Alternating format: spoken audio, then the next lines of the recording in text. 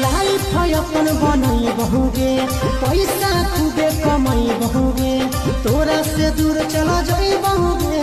कबो न लौट के बहुगे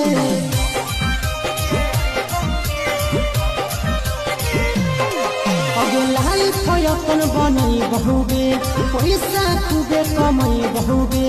तोरा से दूर चला जाई बहुगे कबो न लौट के बहुगे सागर बेदर्दी से बोले ही न तोड़ गे अखिया में लोर गे आदि नहीं तो तोड़ गे जहियो छोड़ी कमाए के लोर गे अखिया में लोर गे आदि